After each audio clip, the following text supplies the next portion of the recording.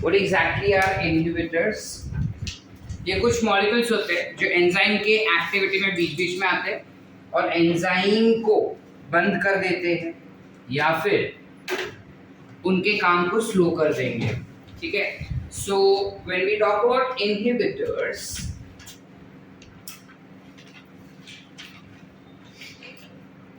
नाम से ही पता चलता है इनहिबिटर यानी इनहिबिट करेगा, ये यानी रोकेगा किसको? एंजाइम को काम करने से। ठीक है, now with that enzyme inhibitors can be classified into 3 categories। बहुत सारे होते हैं, हमें 3 पढ़ने हैं एंड हमारे एनसीईआरटी में एक ही के बारे में दिया है, तो हम 3 क्यों पढ़ रहे हैं सर? आ गया तो फिर बोलोगे ना पीएससी ने नहीं पढ़ा है।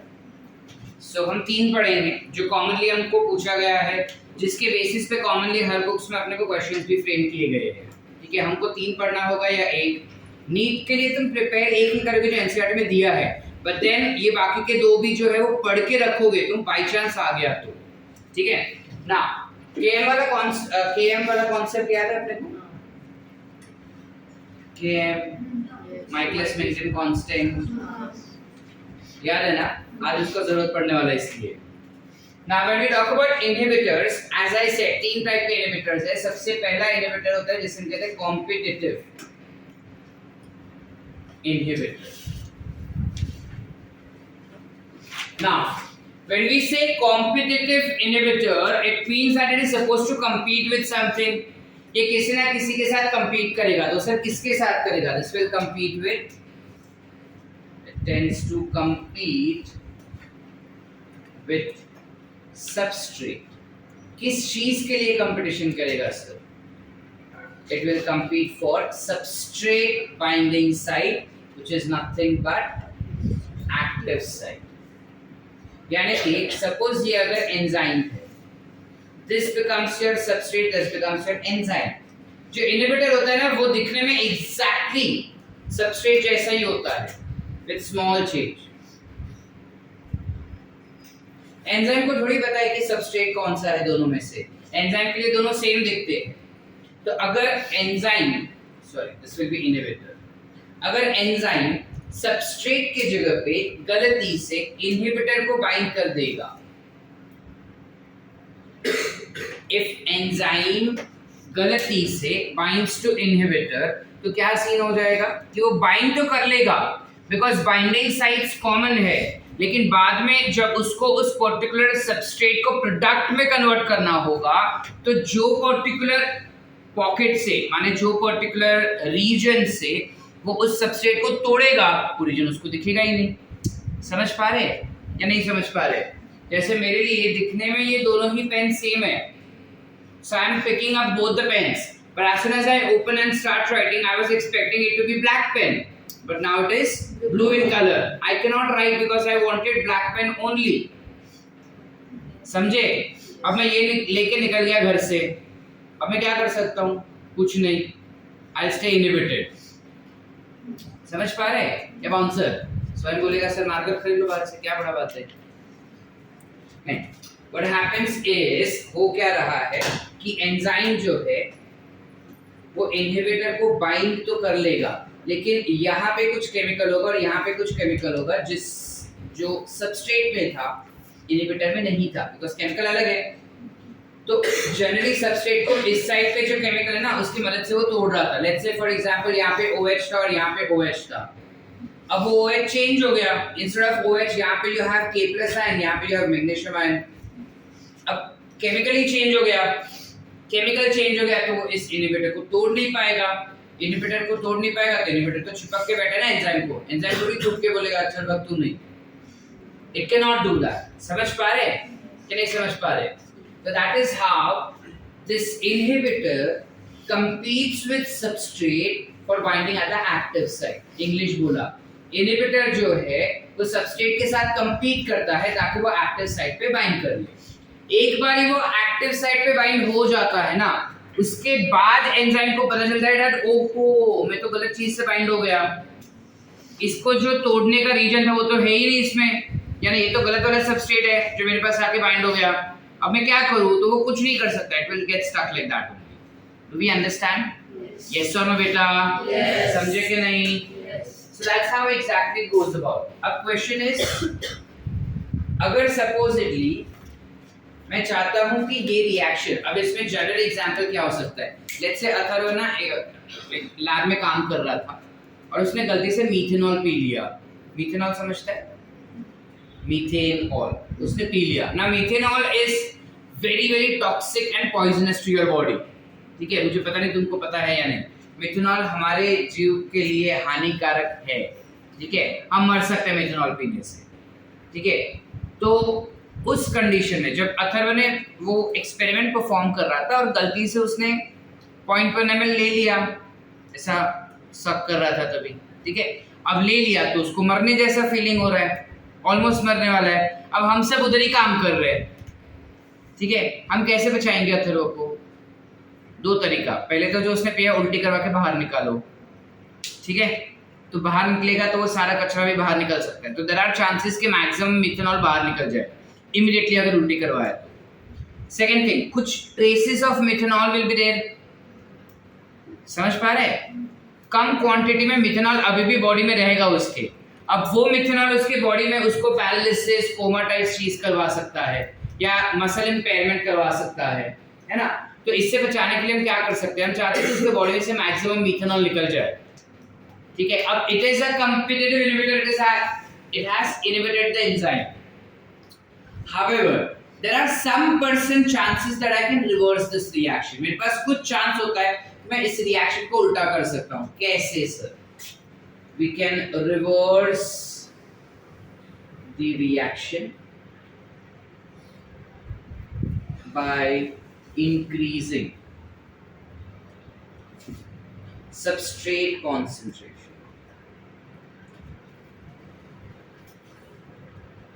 जब तुम सबस्ट्रेट का कॉन्सेंट्रेशन बढ़ा दो ना, there is some few 1 or 2% chances कि ये पर्टिकुलर इनहिबिटर यहाँ से हट जाएगा और सबस्ट्रेट वहां पे बाइंड हो जाएगा।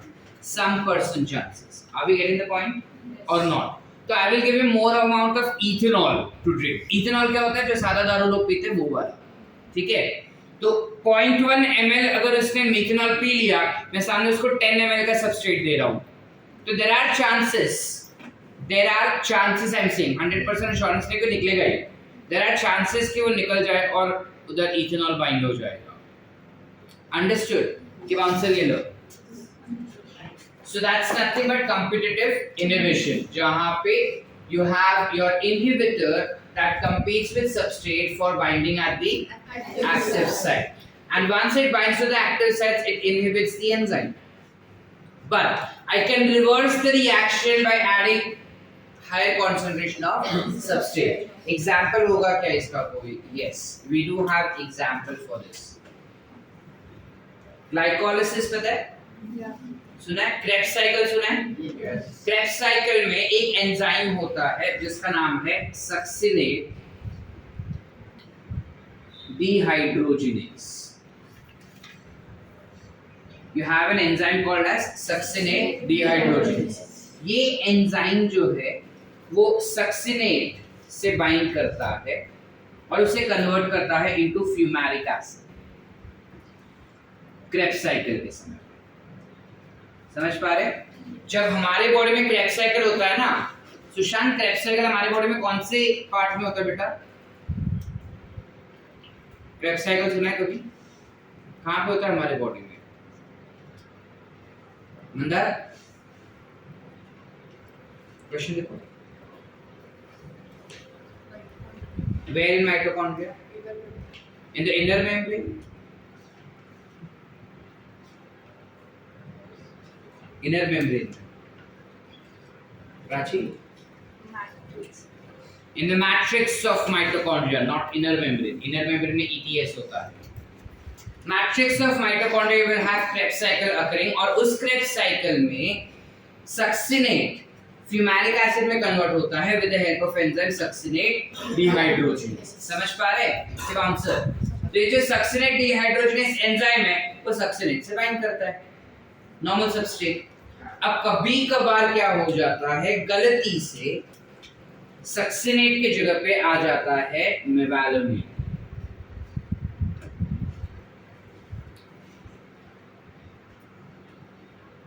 ये जो मेवालोनेट है,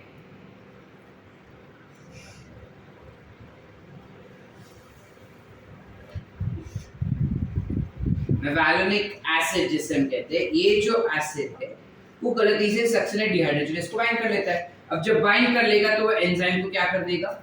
इनहिबिट। अंडरस्टूड कि नहीं? सो मेवालोनेट किसके साथ कंपीट कर रहा है? सक्सिनेट। किधर बाइंड करने के लिए? सक्सिनेट डिहाइड्रोजनेज के एक्टिव साइट को। Are we clear everyone? Any doubts? Short चलो आगे। क्या बेटा? मेवालोनिक एसिड ये भी एक बेसिकली केमिकल होता है, प्लांट्स के अंदर जनरली दिखाई देता है, जो अपने बॉडी के प्लांट्स के अंदर वो अलग-अलग हार्मोन प्रोड्यूस करने के लिए हेल्प होता है, प्लांट हार्मोन्स प्रोड्यूस करने के लिए हेल्प होता है। हमारे बॉडी में भी होता है, बिकॉज लेफ्ट साइड में हमारे बॉडी में भी होता है। सो जब हम फूड प्लांट प्रोडक्ट्स खाते हैं तो मेवालोनिक एसिड बनाया जाता है। ठीक है, चलिए आगे एवरीवन। चलो, the next type of inhibitor that we have is called as non-competitive inhibitor.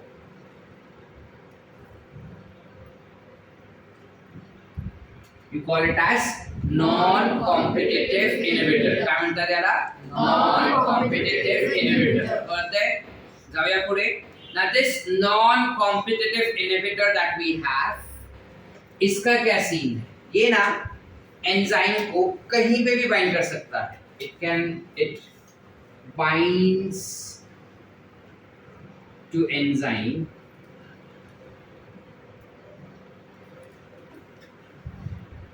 at any site but not active site।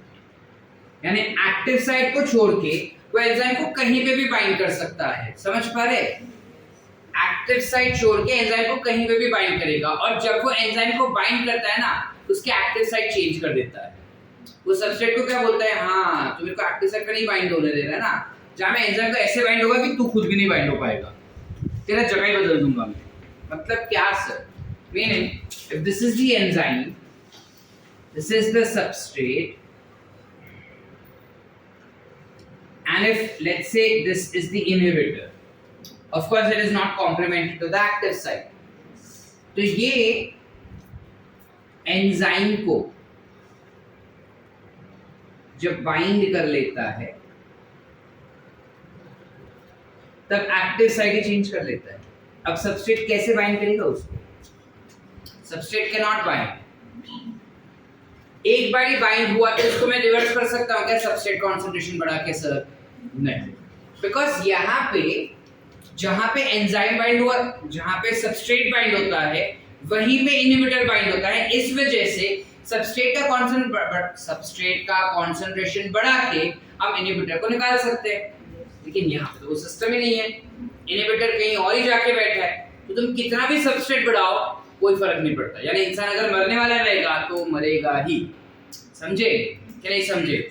हमने पिछली बार अथर्व को बचाया था ना, हर बार नहीं बचा पाएंगे। समझे कि नहीं समझे? So this is an irreversible reaction. You cannot reversify this reaction. Reversify म्हणजे ह्याला आपण परत पहिल्यासारखं नाही करू शकणार। कळतंय? Yes or no बेटा? Everyone? Any doubts? चलो आगे। इसका एग्जाम्पल क्या हो जाएगा? Have you heard about cyanide? Cyanide tends to bind to cytochrome oxidase of electron transport system। हमारे माइटोकॉन्ड्रिया में इनर मेम्ब्रेन पे इलेक्ट्रॉन ट्रांसपोर्ट सिस्टम होता है। ठीक है, बचपन में 10th में ये पढ़ चुके हैं, फाउंडेशन के टाइम पे भी बताया था ये चीज मैंने। इनर मेम्ब्रेन पे जो इलेक्ट्रॉन ट्रांसपोर्ट होता है ना, उसमें एक एंजाइम होता है जिसे हम कहते हैं साइटोक्रोम ऑक्सीडेज। क्या कहते हैं? Cytochrome oxidase. इस एंजाइम को साइनाइड अगर बाइंड हो जाता है ना, तो वो एंजाइम का एक्टिविटी इनहिबिट हो जाएगा। परमानेंटली इनहिबिट हो जाएगा। आप क्लियर? तो इंसान मरेगा क्या सर? ताबड़तोड़। तुमने मॉम मूवी देखा है? श्रीदेवी वाला, उसमें ये चीज यूज हुआ था। अच्छा चलो मॉम नहीं देखा है, बेबी मूवी देखा है अक्षय कुमार वाला, या कोई भी मूवी देखा रहेगा जहाँ पे किसी भी आतंकवादी को या किसी भी क्रिमिनल को पकड़ते हैं ना, तो उन लोग कुछ खा लेते हैं फटाफट। अगर ऐसे कुछ देखा रहेगा तो जब हम लोग खा लेते हैं ना फटाफट, तो ऐसा मर जाता है और मुंह से फोम्स निकलता है। That's nothing but cyanide. Cyanide खाने से वो चीज होता है। साइनाइड या फिर फिनाइल, उसमें भी साइनाइड होता ही है। Pure cyanide, purely cyanide use किया ना। यस, 110%। वो खाया इसलिए कि वो मर जाए। Prachi, if you are a cop, I'm a criminal, and you catch hold of me, obviously तू मेरे को मारेगी बहुत, है ना? और obviously तू मेरे पास से सारा इंफॉर्मेशन निकालना चाहेगी। अब मैं मर ही जाऊंगा तो तू क्या कर लेगी? So that's why they eat it, ताकि वो मरे। वो चाहते हैं कि हम मर जाए। समझी? Are we clear? Everyone? Yes or no? आए वो शर्वरी वही नहीं। इतना बड़ा नाम हो जाएगा ना तेरा, जब वही नहीं बनेगी। शर्वरी वही नहीं। क्लियर है? झाल का शॉर्ट। चलो आगे। एक और एंजाइम इनहिबिटर होता है जिसे हम कहते हैं फीडबैक इनहिबिशन, या फिर you also call it as allosteric inhibitor.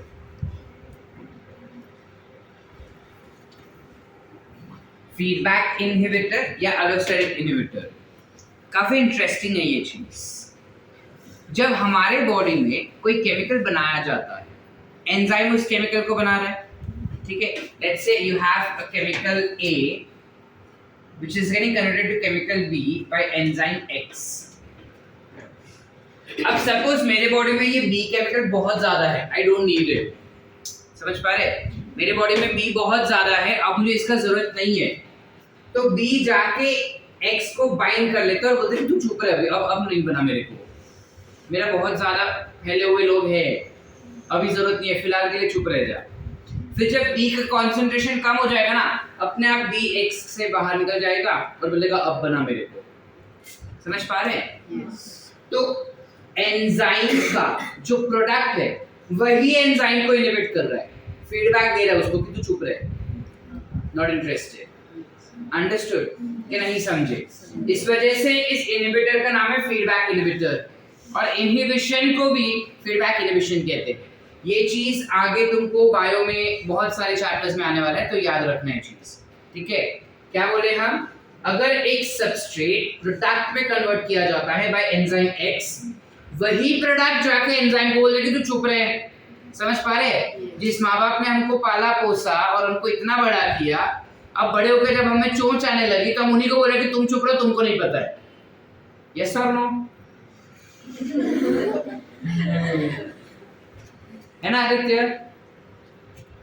काय तुला नाही माहिती, तसं असंच वाचतात। 2 तासाचं वाचन झालं की झालं आमचं वाचन, हो की नाही? अथर्व, डॉक्टर संपाल, मार्क्स येतात ना, मग तुम्हाला विचारायचं नाही मला, मी मार्क्स आणून देतोय ना, तर ते कसं आणलं ते विचारायचं नाही। यस और नो मैत्रे? मेहनत कर रहा है ना, पूरा दिन उधर बैठता है, उनको क्या पता इधर दीदी का वेट करके बोल क्या क्या तो करता है इधर, ठीक है? समझ पा रहे? Feedback innovation everyone? Yes. Any doubts? ठीक आहे, तर कसं लिहिणार ह्याचं आपण डेफिनेशन? यस बेटा? Yes. When you have a substrate which gets converted to product, जब कोई substrate किसी प्रोडक्ट में कन्वर्ट होता है by enzyme, that same product, वही product inhibits the enzyme. How does it inhibits the enzyme? By binding at allosteric site. अब ये क्या बात हुआ सर, ये क्या हो गया, अलोस्टेरिक साइट क्या हो गया? अलो मींस डिफरेंट, अलग, स्टेरिक इज द रीजन, ठीक है? तो अलोस्टेरिक साइट पे बाइंड हो जाता है, यानी कि एक्टिव साइट को छोड़ के कहीं और, ठीक है? तो सर इसके जैसा ही हुआ ना, इसमें और इसमें क्या डिफरेंस हुआ? थोड़ा डिफरेंस है। ये जब बाइंड कर देता है ना तब वो एंजाइम से निकलने का नाम नहीं लेता, लेकिन ये बाइंड हो रहा है तो उसको पता है कि कोई आएगा तो मुझे निकलना ही पड़ेगा इधर से, ठीक है? डिटेल में बता दूं या इतना बस है? डिटेल दे दूं थोड़ा, जो तो इतना है नहीं अपने को, बट तुमको मेडिकल के फर्स्ट ईयर में मजा आ जाएगा होशियारी मारने में। क्या होता है, ये तुम्हारा एंजाइम है, बरोबर है? ये तुम्हारा इनहिबिटर है। ये इनहिबिटर जब एंजाइम को बाइंड करता है ना, तब ऑब्वियसली ये भी एक्टिव साइट को चेंज कर लेता है, लेकिन ये इनहिबिटर निकलता भी है साथ में। इट्स अ प्रोडक्ट बेसिकली, मैं इनहिबिटर नहीं बोल सकता बिकॉज ये प्रोडक्ट है। तो ये प्रोडक्ट ना निकलता भी है साथ में। कैसे निकलेगा? एक साइड होता है, दूसरा side, this region where it is binding, जहां पे वो बाइंड हुआ है, इसे हम कहते हैं अलोस्टेरिक साइट। समझ पा रहे? लेकिन एक और रीजन होता है यहाँ, उस रीजन पे दूसरा मॉलिक्यूल आके बाइंड कर लेता है, जिसे हम कहते हैं मॉड्यूलेटर साइट।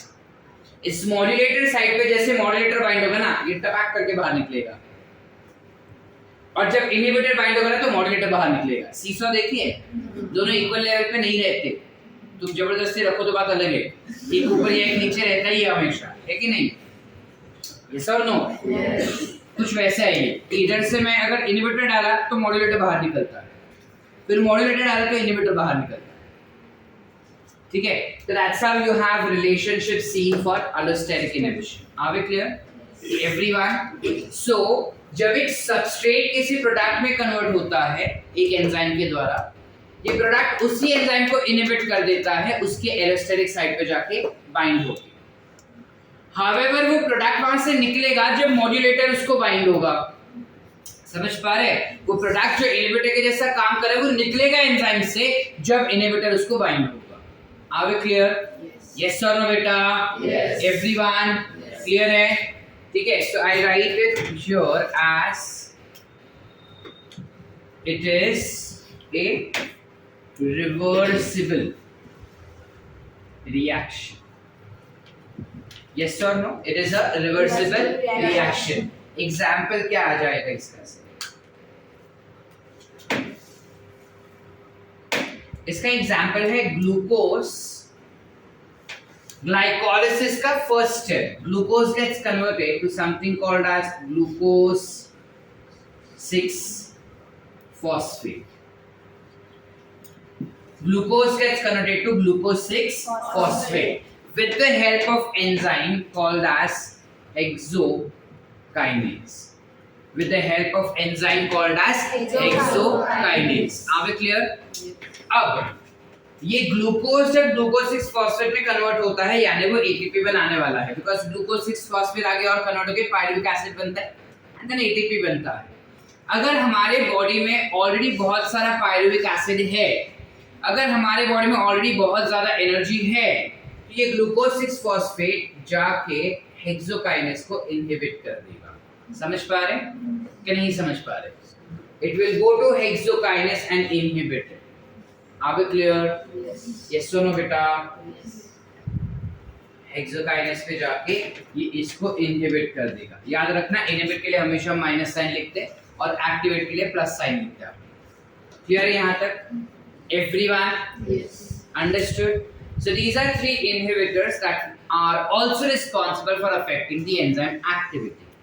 ठीक है? There is one more concept in this which is Km value calculate करना होता है कि वो कब ऊपर नीचे होता है करके।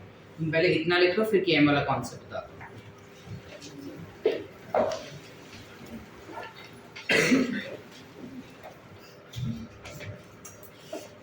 Now when we talk about competitive and non-competitive inhibitor ना, इसके रिलेटेड तुमको एक कॉन्सेप्ट आता है about Vmax and Km value। अब ध्यान से सुनना, लास्ट लेक्चर जो रिवाइज करके बैठा होगा अभी उसे समझेगा, जो लास्ट लेक्चर का रिवीजन नहीं करके बैठे उसे ये चीज नहीं समझेगा, ठीक है? तो कोशिश करो समझने का, जितना समझता उतना समझो। और केएम और वीमैक्स वाला कॉन्सेप्ट याद है तो ये समझेगा। तो क्या होगा यहाँ पे कॉम्पिटिटिव इनहिबिटर में, अगर सपोज हम ग्राफिकली देखने जाए ना इस कॉन्सेप्ट को, तो एंजाइम जब वो काम कर रहा था, करेक्ट? Yes sir.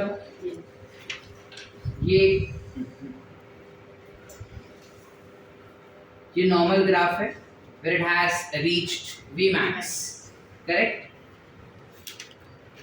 जब इनहिबिटर बाइंड हो जाता है एंजाइम को, तो हमें सबस्ट्रेट का कंसंट्रेशन बढ़ाना होगा, यस और this is my Vmax whereas this is my Km value, we know this part, correct? अब when I have to, जब मुझे इनहिबिटर बाइंड हो गया है और ये रिएक्शन को उल्टा करना है, तो सबस्ट्रेट का कंसंट्रेशन बहुत ज्यादा डालूंगा तब जाके वो Vmax तक पहुंचेगा।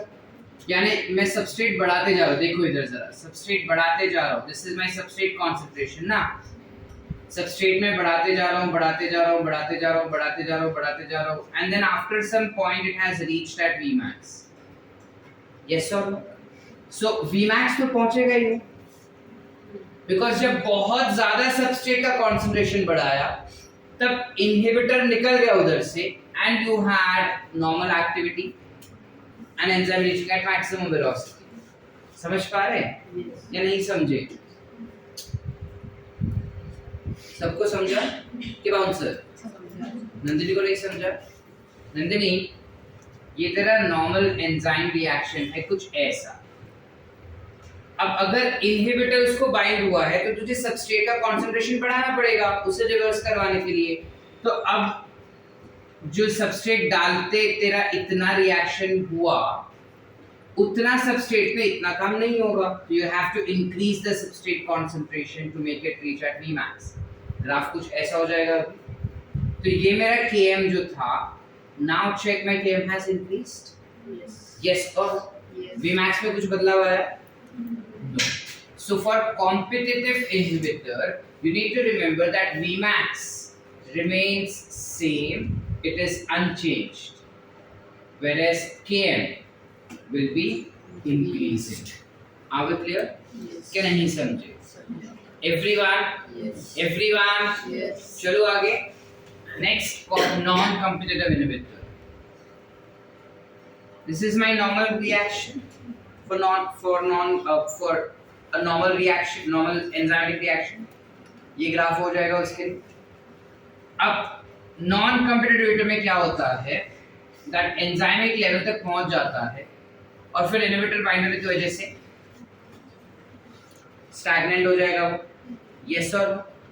तो उसका जो Km था वो तो पहुंच गया, Km remain same, but then Vmax क्या हो गया?